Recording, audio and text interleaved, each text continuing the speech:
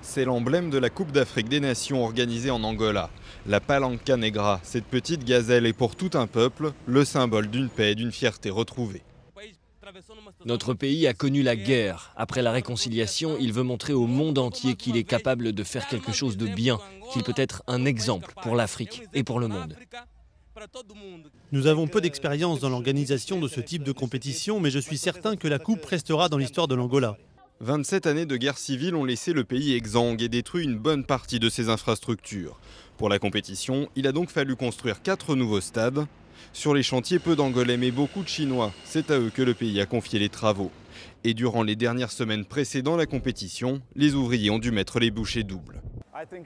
Je crois que c'est une bonne chose que les Chinois soient ici en Angola. Je n'en vois pas d'autres qui auraient pu répondre aux attentes du pays aussi vite. Cela peut sembler long, mais 7 ans de paix, ce n'est pas beaucoup pour tout reconstruire. Dans les rues, peu d'affiches ou de drapeaux annonçant la compétition. Le comité d'organisation de la CAN assure lui que le 10 janvier, jour du match d'ouverture entre le pays hôte et le Mali, tout sera prêt, en tout cas l'essentiel. Nous savons que la compétition débute le 10 janvier et pas le 10 février, donc nous devons être prêts. Je ne peux pas jouer sans stade, mais je peux jouer sans drapeau ou merchandising. Les drapeaux sont importants, mais ce n'est pas la priorité.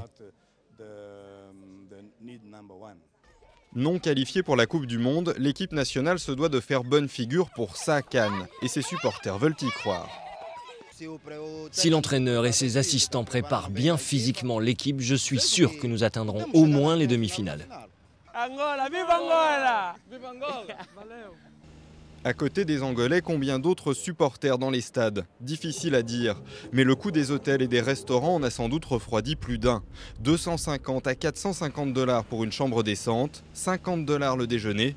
Luanda est la capitale la plus chère au monde pour les voyageurs étrangers.